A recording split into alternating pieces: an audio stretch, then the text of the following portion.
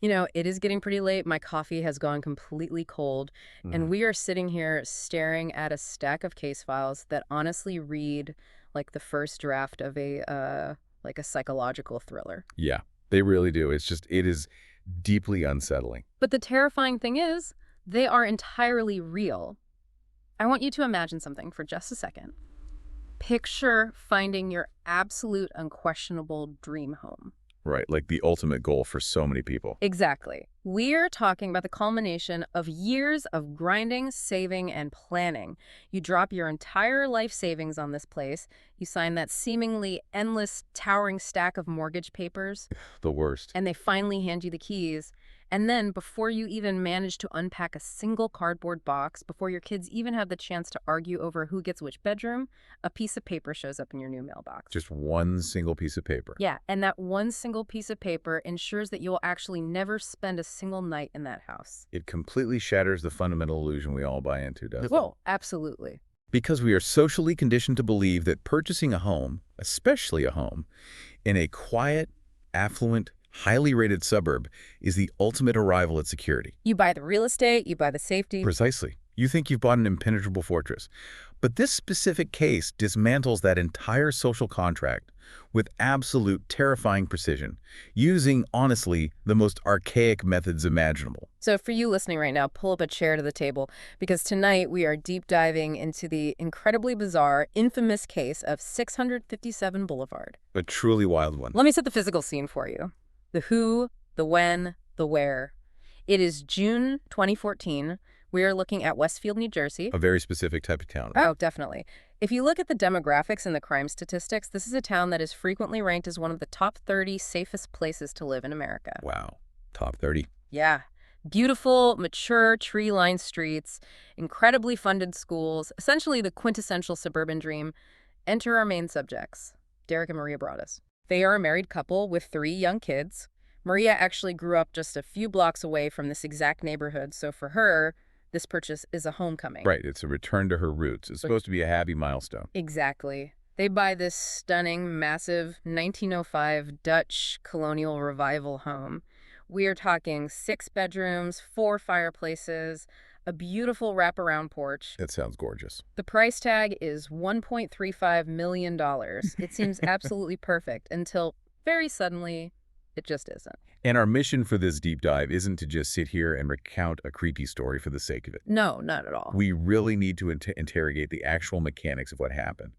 How does a stalker, utilizing nothing more sophisticated than a pen, paper, or maybe a few postage stamps, completely dismantle a family's life? A great question. How do they ruin their finances and their mental health without ever physically breaking a window, picking a lock, or setting foot inside the house? Yeah, without ever crossing the threshold. Exactly. So we are going to look very closely at the deeply frustrating intersection of cold case forensics, bizarre loopholes in real estate law, and, well, the stark limitations of modern science when it is forced to confront a localized psychological terror campaign.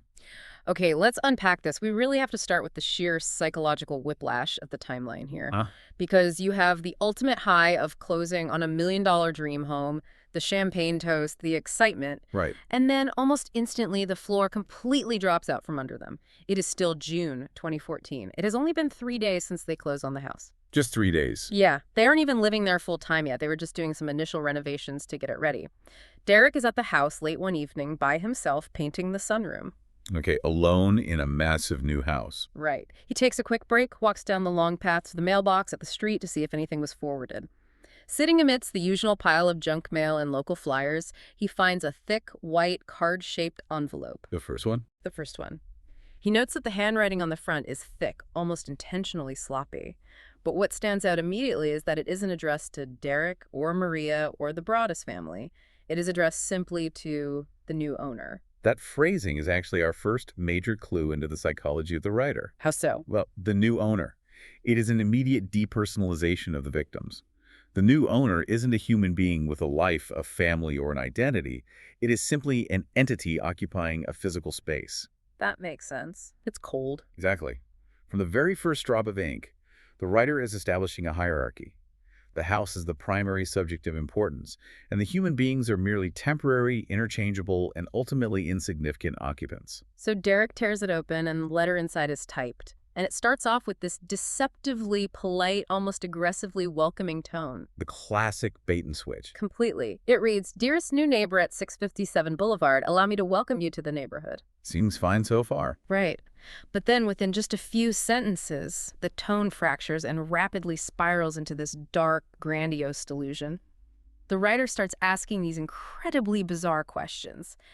How did you end up here? Did 677 Boulevard call to you with its force within? Notice the shift there, from a neighborhood greeting to this pseudo-spiritual mythology. Yeah, the force within. The house is actively being personified. It doesn't just have walls and a roof. It has a force.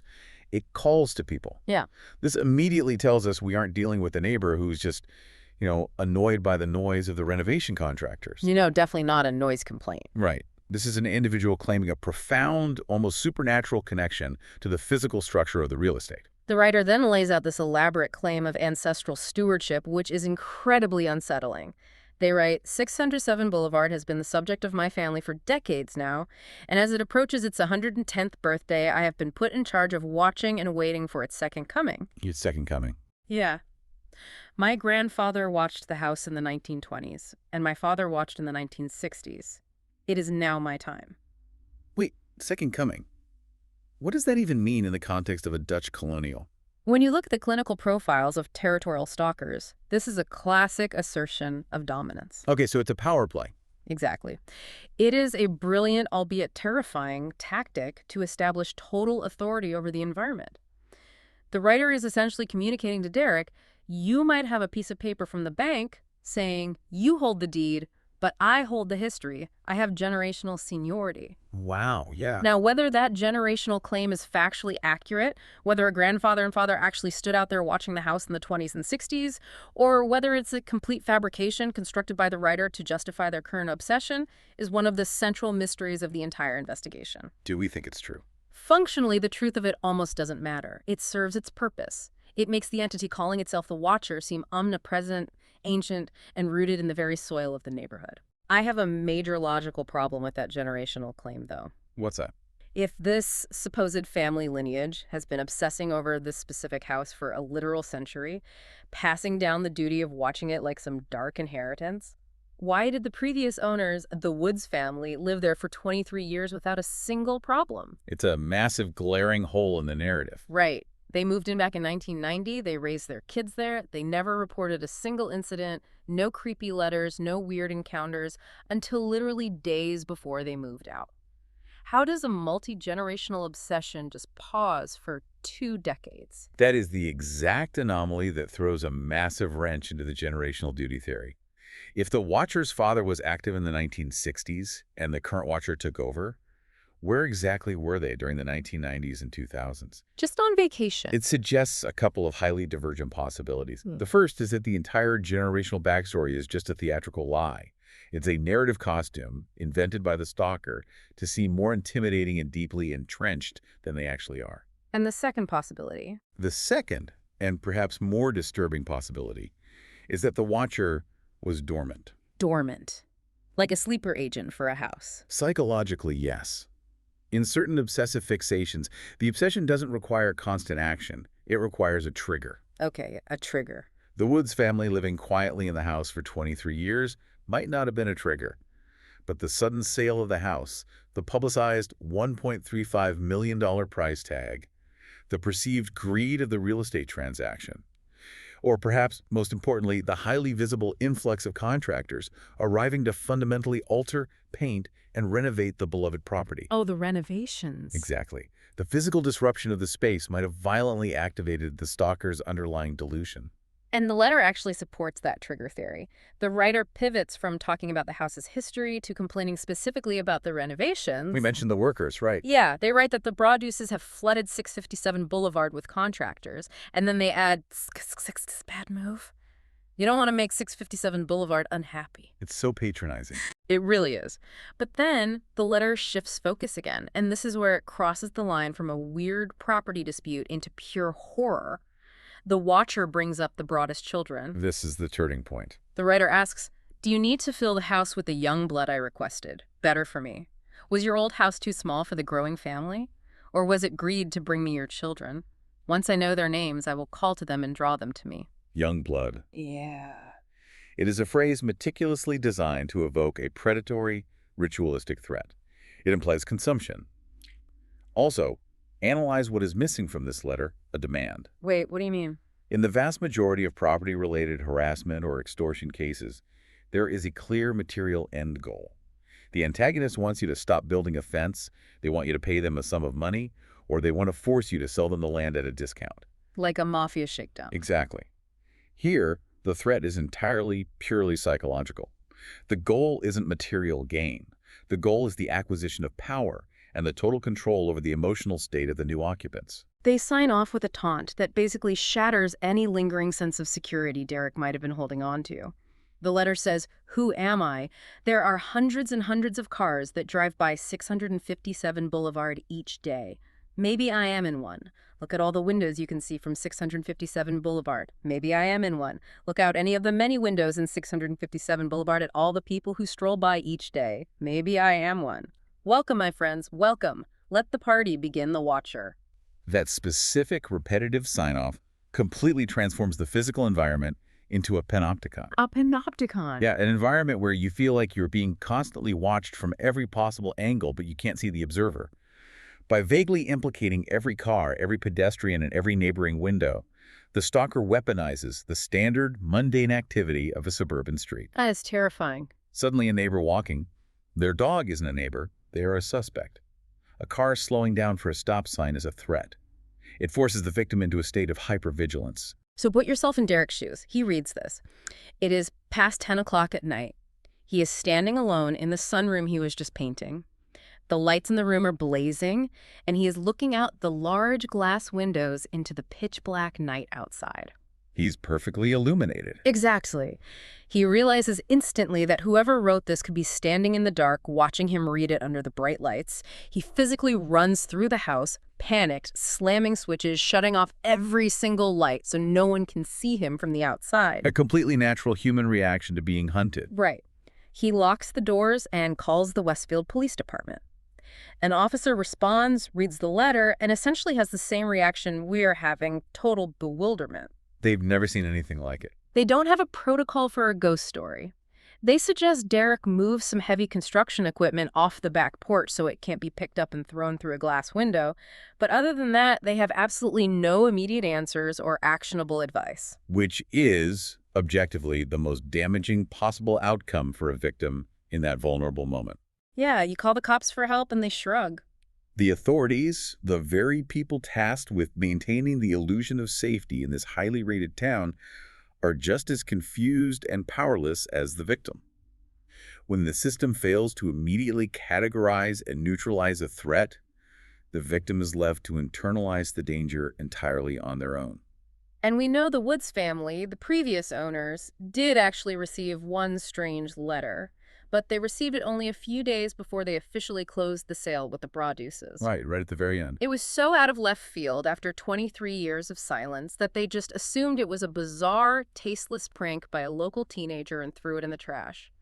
But now, because the police couldn't provide any immediate answers or suspects for Derek, the Broaddus family is left totally exposed. Completely defenseless. And this failure to catch the writer right out of the gate seems to embolden the watcher. They realize they got away with it, which triggers the escalation. The lack of swift consequence acts as a powerful validation for the stalker's sense of omnipotence.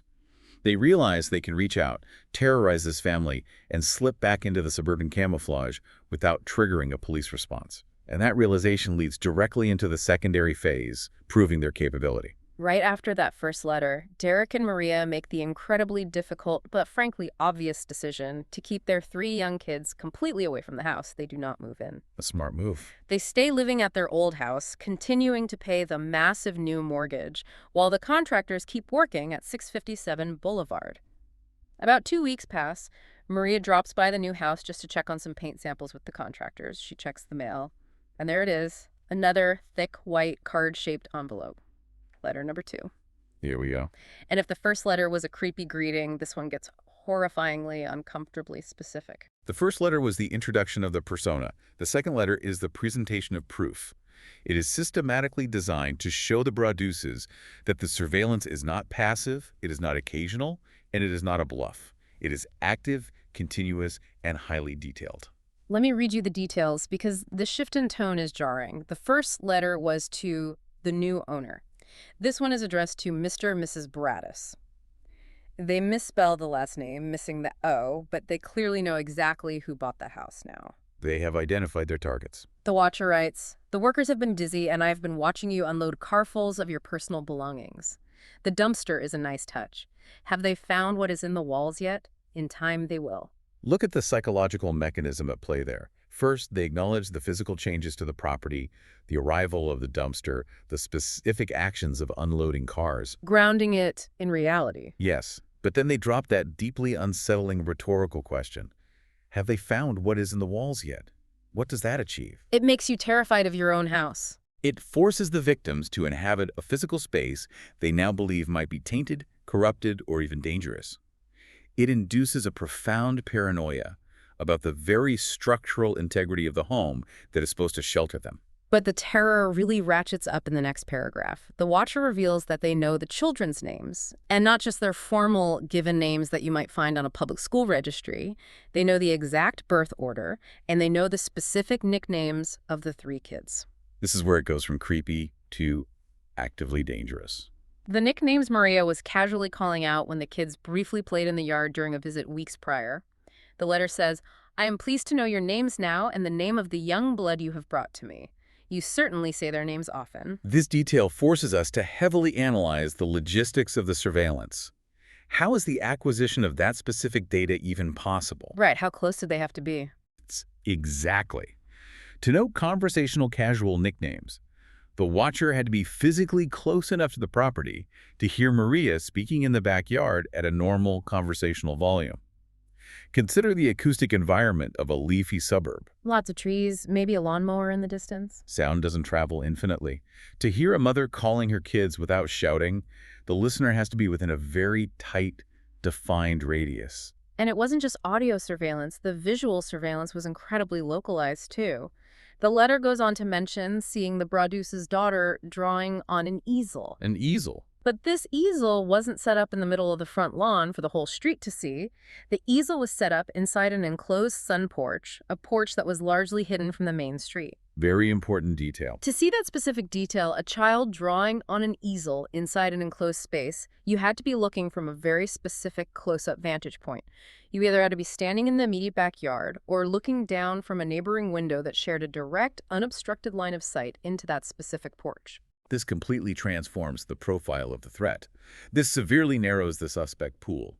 We are no longer dealing with a random crank pulling addresses from public real estate listings on the internet. Right, it's not some guy in another state. We aren't dealing with a transient person driving by in a car, as the first letter teased. The required acoustics and the verified sightlines mathematically prove that this is a highly localized, proximity-based stalker. The threat is geographically anchored to the immediate, adjacent vicinity of 657 Boulevard. It reminds me of living in a fishbowl, but a fishbowl where the glass is a one-way mirror. The fish has no idea who is tapping on the glass. You can lock your heavy front door, you can set your alarm system, but you cannot stop someone from standing 30 feet away on their own property, watching your child paint through the window. It completely violates the sanctity of the home. And the watcher knows exactly how to exploit that specific vulnerability. The second letter explicitly weaponizes the interior architecture of the house against the family's peace of mind. Yes, the writer actually starts asking about the floor plan. They ask if the kids will play in the basement, writing, "Or are they too afraid to go down there alone? I would be very afraid if I were them. It is far away from the rest of the house. If you were upstairs, you would never hear them scream." Truly chilling. They ask who has the bedrooms facing the street, saying, "I'll know as soon as you move in. It will help me to know who is in which bedroom. Then I can plan better." Let me repeat that. Then I can plan better. That is not a vague warning. That is a direct, premeditated threat of future action. It is an exercise in psychological torture. The watcher is effectively mapping the interior of the home from the outside and forcefully assigning zones of vulnerability. They're telling the parents that the basement is a danger zone. The street-facing bedrooms are targeting zones. They're laying out a battle plan. They are dictating the emotional geography of the house before the family has even spent a single night sleeping there. And because the surveillance is scientifically proven to be localized based on the audio and visual clues, the investigation naturally and unfortunately turns inward on the neighborhood. Which brings us to the agonizing process of narrowing down suspects and how a picturesque, friendly town can suddenly curdle into a highly toxic environment. Because you are exactly right. If the stalker has to be close enough to hear a whisper in the backyard and see into a side porch, you do not waste time investigating people in the next town over. You have to look right next door. You look at the people who share a property line. Derek actually takes a map of his neighborhood, and he draws geometric sight lines extending outward from the enclosed porch. Then he draws circles representing the acoustic earshot zones where a normal voice could be heard. And the Venn diagram intersection of those sightlines and acoustic zones only leaves a handful of immediate neighboring homes. This raises a fascinating sociological issue regarding community dynamics. When a threat is localized to this extreme degree, mutual suspicion acts like a contagion. It spreads so fast. The Broadduses are forced to look at the very people they are supposed to be borrowing sugar from, the people they are supposed to wave to while mowing the lawn, and wonder, are you the one threatening to kidnap my children?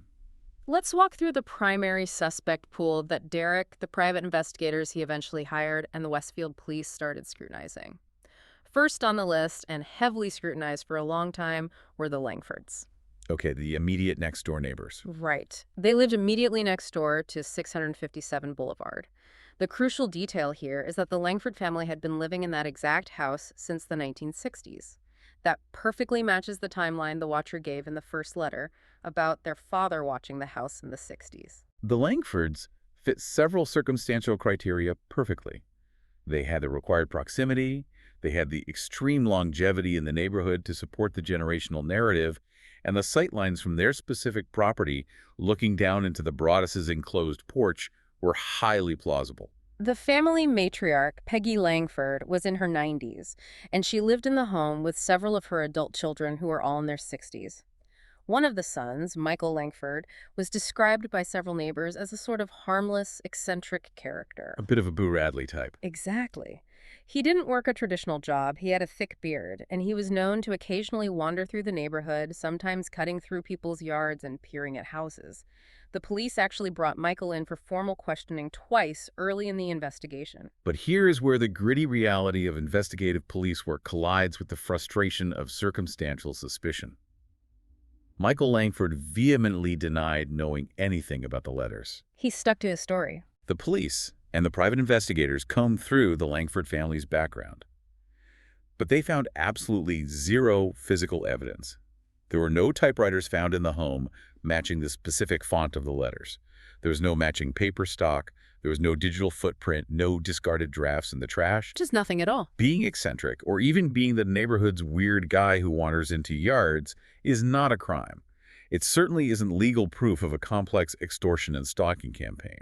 Michael's sister, Abby Langford, was also scrutinized. She was a local real estate agent in Westfield, which briefly made people pause and wonder, was she furious that she didn't secure the commission on the $1.35 million sale right next door to her own house? Did she write the letters out of professional spite? A compelling motive, hypothetically. But again, there was absolutely no proof, no evidence to secure a warrant, so the investigation is forced to look elsewhere.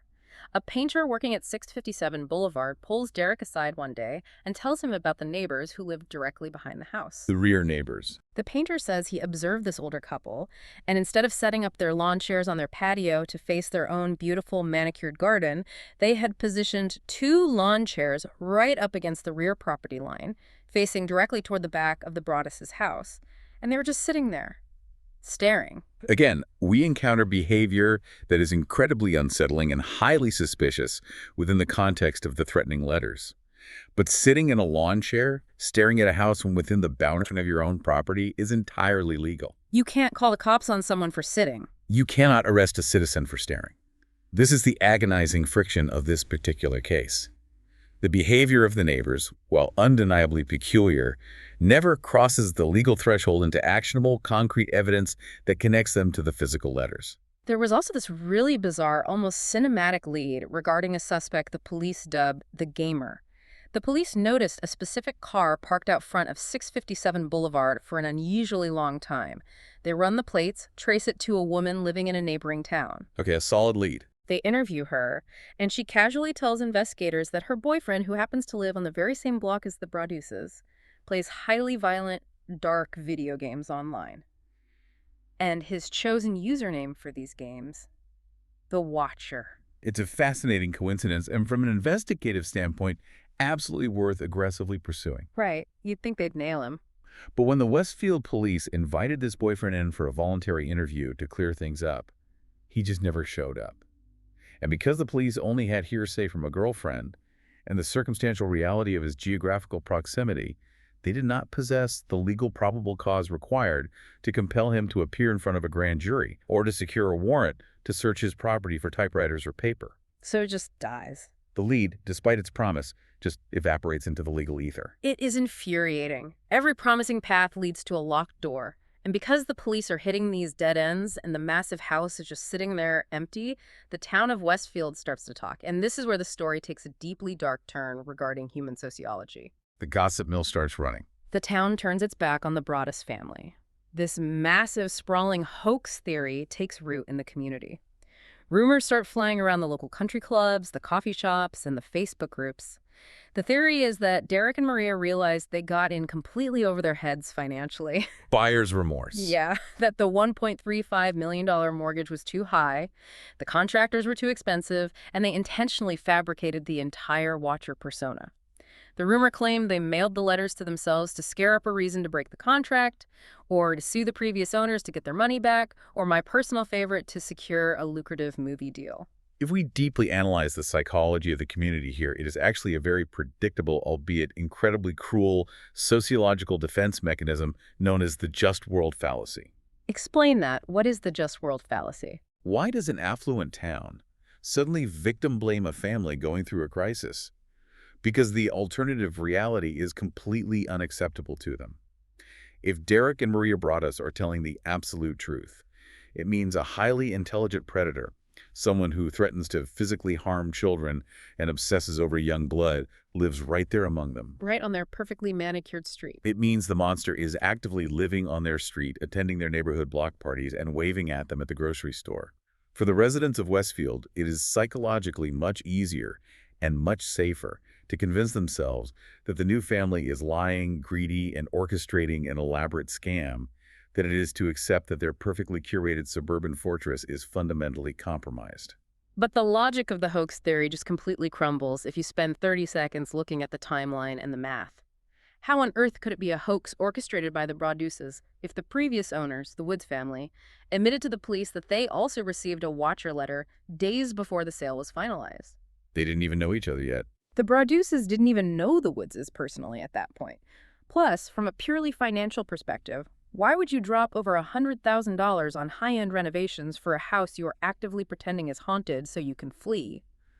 It doesn't make any rational economic sense to intentionally tank the property value of a $1.35 million asset that you personally hold the mortgage on. By spreading the story, they guaranteed no one would buy it. The financial calculus of the hoax theory has never withstood basic scrutiny. By publicizing the letters, or even hypothetically creating them, the Broadduses effectively incinerated their own net worth. They guaranteed they would take a massive, life-altering financial loss.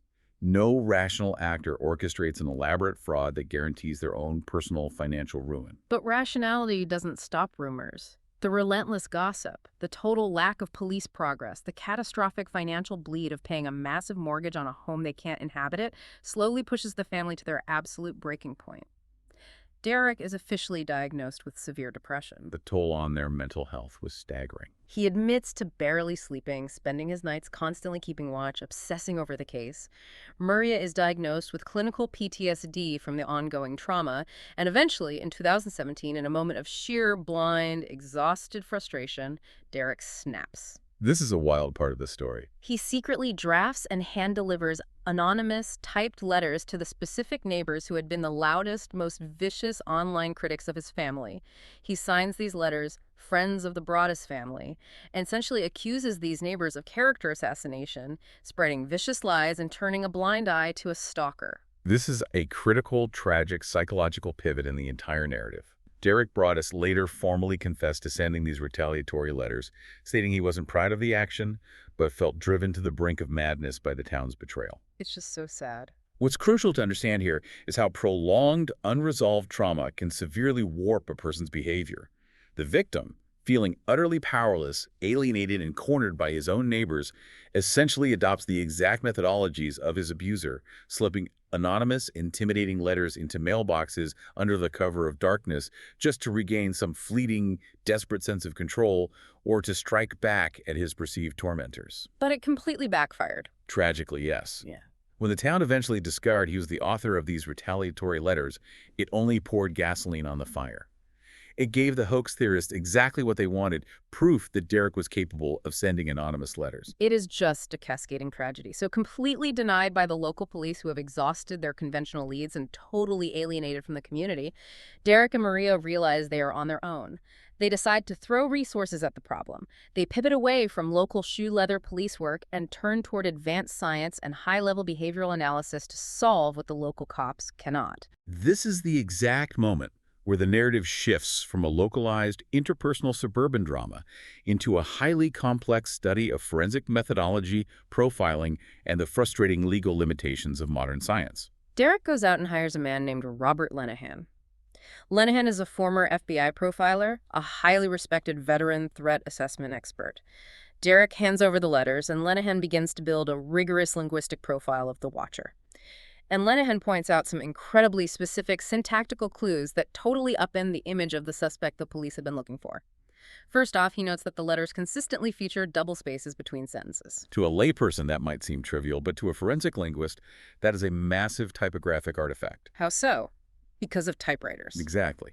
Using a double space after a period is a rigid, muscular habit that was heavily drilled into generations of people who learned to type on manual typewriters. It is notoriously difficult to unlearn. This strongly suggests an older author, likely someone in their 50s, 60s, or even older, rather than a millennial or a tech-savvy teenager pulling a digital age prank. Lenahan also zeroes in on the unusually archaic way the envelopes themselves were addressed. They said M.M. Broaddus instead of the standard Mr. and Mrs. He notes that the letters often start with this bizarre casual chat about the weather, phrases like warm and humid or sunny and cool for a summer day before violently diving into the threats. It's a very strange juxtaposition. And the vocabulary itself is highly sophisticated. It has what Lenahan explicitly called a literary panache. The words are chosen with extreme care, and shockingly, across multiple threatening letters, there is an absolute total lack of profanity. It's formal, almost Victorian in its creepiness. Based on these linguistic markers, the profiler concluded that the Westfield police shouldn't be looking for an impulsive, angry teenager or a typical aggressive thug. The linguistic profile painted a picture of a voracious reader, someone who is highly educated, perhaps somewhat reclusive, and possibly suffering from a specific form of cognitive decline or a fixed, highly structured delusion. So an older, educated person. They were methodically, carefully drafting these letters. It suggested a less macho, intellectualized threat. But linguistic profiling, while fascinating, is still just an educated guess. You can't arrest someone for using a double space and big words, but the science actually manages to provide a physical, tangible clue. The Westfield police, during their initial forensic sweeps of the evidence, actually found DNA. Finally, hard evidence. They swabbed the underflap of one of the envelopes, the exact spot where the sender had physically licked the adhesive to seal it shut. They ran a laboratory test on that saliva and extracted mitochondrial DNA. And the results showed it belonged to a biological female. This is an absolute bombshell in the investigation. It immediately disrupted the inherent assumption that the watcher was a male, an assumption many people, including investigators, naturally made based on the aggressive, highly territorial, and domineering language used in the letters. Yeah, everyone thought it was a guy. But we need to be clear about what mitochondrial DNA actually is, and why it is different from the DNA you usually hear about on crime shows. Nuclear DNA, the kind that gives you a unique, individualized genetic barcode, degrades quickly. Mitochondrial DNA is much hardier, which is why it survived on the envelope, but it is inherited strictly maternally. So it's not a perfect match to just one person. This means it isn't completely unique to one single person. It is shared by anyone in that direct maternal lineage. Therefore, it isn't a silver bullet for identification, but it is an incredibly powerful exclusionary tool. Meaning you can use it to definitively prove who didn't lick the envelope.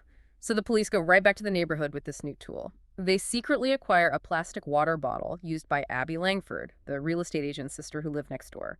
They test her DNA against the envelope sample. It's a definitive negative. She didn't lick it. Okay, so that clears her. They test Maria Broaddus, hoping to finally silence the vicious hoax theorists in town. It's a negative. Maria didn't lick it.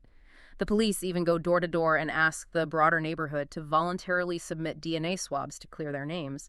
Dozens of neighbors actually cooperate. The police run the tests. Not a single match. And this is exactly where the Broaddus family hits the most agonizing, frustrating wall in modern forensics. They realize they possess the stalker's physical DNA, but because the stalker isn't in the standard criminal databases, the DNA is useless on its own.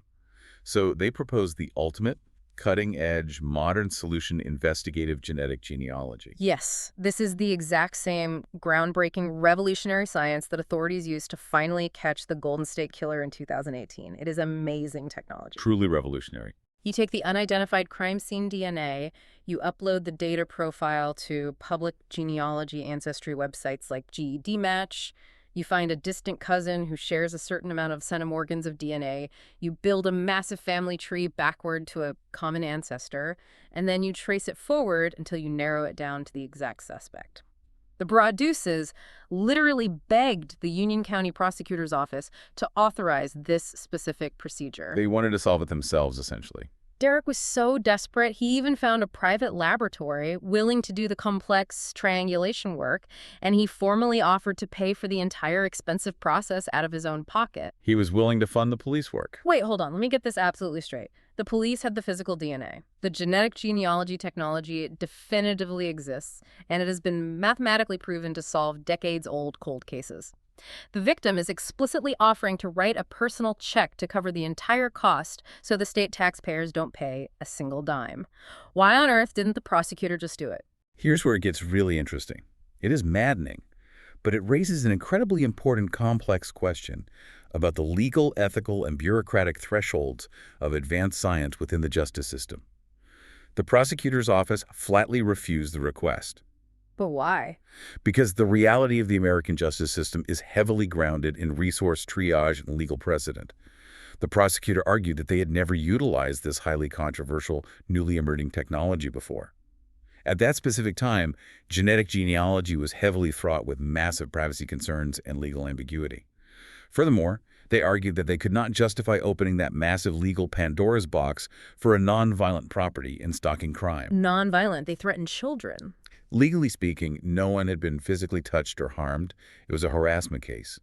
The prosecutor's office essentially argued, we have a massive backlog of unsolved bloody homicides and brutal sexual assaults. We cannot pioneer a legally risky, computationally heavy forensic technique for some creepy letters. It's a tough pill to swallow. It is like having a state-of-the-art MRI machine sitting in a hospital. But the hospital administration dictates that you are only allowed to turn it on for gunshot wounds, not for suspected tumors, simply because the machine is too legally complicated to operate. I mean, I can force myself to understand the bureaucratic logic on paper, but if you are the victim living through this nightmare, that explanation is just utterly devastating. You are staring right at the key to the lock, and the authorities actively refuse to turn it because your specific crime isn't bloody enough to warrant the effort. It's a staggering reality of how cold cases operate. The science has completely evolved to solve this mystery tomorrow, but the bureaucratic red tape and legal thresholds actively prevent the science from being deployed. It is the ultimate manifestation of forensic frustration. The Broadduses were told, effectively, unless the watcher actually follows through and physically attacks your family, we are not going to unleash our most advanced tools to find them. It leaves the family entirely, completely stranded. Which leads us directly into the fallout, the aftermath, the bitter legal battles, and the desperate, frantic attempts to simply escape. Denied by the potential of science and essentially abandoned by a stalled police investigation, the Broadduses are left holding a $1.35 million financial anchor. A massive burden. They absolutely cannot live in the house. The psychological toll is too great. But they also cannot sell the house because they are ethically and presumably legally bound to disclose the existence of the threatening letters to any potential buyers. And the moment buyers hear about a stalker obsessed with young blood, they immediately run away. So trapped, they try to use the legal system to forge an escape route.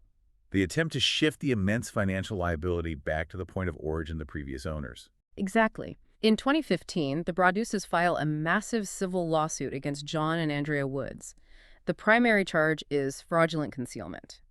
The legal argument is essentially this. You received a letter from the watcher just days before we finalized the closing. You thought it was weird, but you intentionally threw it away and chose not to tell us. If you had disclosed that letter, we never, ever would have signed the papers or bought the house. Therefore, you hid a vital defect of the property. From a legal philosophy standpoint, this is a fascinating test of real estate disclosure laws. In New Jersey, as in most American states, sellers are legally obligated to disclose latent physical defects. Like what? If the roof leaks, if the foundation is cracked, if the walls are infested with termites, you absolutely must disclose that because it impacts the physical utility of the home. But the Broaddusses were asking the court to legally expand that definition of a defect to include psychological stigma and off-site neighborly harassment. So how did the court handle that argument? In 2017, Superior Court Judge Camille M. Kenney reviewed the arguments and threw the entire case out. The judge ruled that the single letter the Woodses received was a singular, vaguely weird oddity, not an established disclosable pattern of severe harassment. So they didn't have to report it. But far more importantly, the judge recognized the terrifying, sprawling legal precedent a ruling in favor of the Broaddusses would set. If sellers were suddenly legally mandated to disclose every single weird interaction with a neighbor, every rumor, every creepy vibe or off-site social condition, the entire housing market would fundamentally collapse under an insurmountable wave of endless litigation. Oh, that makes sense. Everyone would sue over everything. You simply cannot legally mandate the disclosure of bad vibes unless it materially, physically alters the structure of the property itself. So they lose the lawsuit. The legal escape route is dead. They are completely trapped. And you can see the sheer, unadulterated desperation in their next moves. They go to the Westfield Planning Board with a radical proposal. They say, fine, if nobody will buy the house because of the stalker, let us tear the house down entirely. We will bulldoze 657 Boulevard to the ground, divide the massive lot in half, and build two smaller, separate homes with different addresses. We can sell those, recoup our massive financial losses, and finally be done with this town. It is a highly logical, albeit aggressively drastic, real estate pivot. Destroy the object of the stalker's obsession to neutralize the threat. But once again, they severely underestimate the toxic community dynamics they are dealing with. Over 100 angry Westfield residents physically pack the planning board meeting. They are absolutely furious. They stand up and argue that subdividing the lot will ruin the historic aesthetic of the neighborhood, that it will set a dangerous zoning precedent for lot sizes, and basically they accuse the Broaddusses of trying to destroy a beloved historic home just to solve their own personal financial problem. The town rallies around the house, not the family. The planning board bends entirely to the intense pressure of the angry neighbors and unanimously crushes the proposal. The Broaddusses are legally forbidden from tearing the house down. It is a profound, bitter irony. The exact same town that completely failed to protect this family from a predator now actively utilizes zoning laws to block their only viable financial escape route, all in order to protect the historical aesthetic of the street. The physical house, 657 Boulevard, is essentially weaponized by the town community against its own legal owners. It's agonizing to watch unfold. So with literally no other options available, in 2017, they decided to just rent the house out. They managed to find a brave family who owns a couple of large dogs, and the renters basically say, we aren't scared of some weird letters. They move in. The monthly rent doesn't even come close to covering the Broaddusses' massive mortgage, but it's some form of income. But just what happens exactly 2 weeks after these renters move in? The trigger is pulled again. The watcher returns. A fourth letter arrives in the mailbox, and this one is not about the historical aesthetic of the house or vague requests for young blood. This one is pure, unadulterated, highly aggressive venom. It is wildly violent. Completely different tone. The Watcher openly mocks the Broadduses for their failed, desperate attempts to escape, writing, 657 Boulevard survived your attempted assault and stood strong with its army of supporters barricading its gates. My soldiers of the Boulevard followed my orders to a T. Unbelievable. They are literally claiming credit for the neighbors blocking the teardown at the planning board. And then it gets incredibly dark. The Watcher threatens direct, physical revenge. Maybe a car accident, maybe a fire, maybe something as simple as a mild illness that never seems to go away. Loved ones suddenly die. Planes and cars and bicycles crash. Bones break. The psychological escalation here is extreme and incredibly concerning. The profile has violently shifted from a delusional territorial guardian into a vindictive, retaliatory terrorist. The Watcher is actively reveling in the immense trauma they have successfully caused, and they are now explicitly threatening severe physical harm to extend and deepen that trauma. That fourth letter was the absolute final straw. The Broadduses realize they will never, ever be free as long as their names remain on that deed. Finally, after years of torment, in July 2019, they managed to find a buyer. A couple named Andrew and Allison Carr by 657 Boulevard. But here is the massive gut punch to the entire ordeal. The final sale price is $959,000. If we do the math, that means the Broaddus family took a direct, immediate loss of roughly $400,000 on the purchase price alone.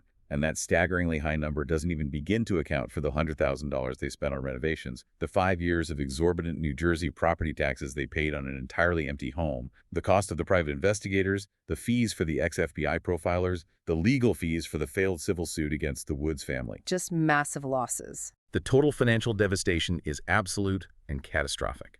Before we wrap up this deep dive, we have to briefly touch on how this highly specific story entered the broader cultural zeitgeist. Because I know a lot of people listening right now are probably thinking, wait, didn't Netflix make a huge show about this? Yes, they absolutely did. Ryan Murphy created a massive hit series called The Watcher, starring Naomi Watts and Bobby Cannavale. A lot of people saw that. But we desperately need to separate the actual facts of the case from the fiction of the show, because the series took a massive amount of creative liberties. Television dramatizations often struggle deeply with the inherently anticlimactic nature of real-life, unresolved cold cases. In reality, the terror of the Watcher was almost entirely epistolary. It existed exclusively on pieces of paper and within the anxious minds of the victims.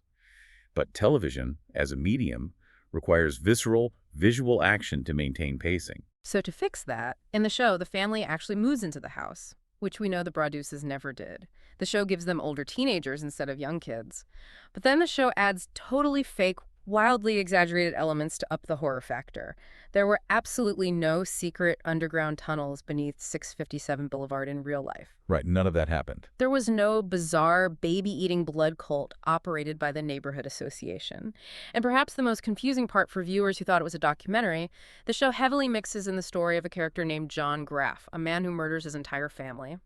And that subplot is actually based on a real-life Westfield murderer named John List, who famously killed his family in 1971 and successfully went on the run for 18 years. But he had nothing to do with this. John List lived in a totally different house in Westfield, committed his crimes decades earlier, and had absolutely nothing, zero connection to the Watcher case. He was caught in 1989 and died in prison in 2008.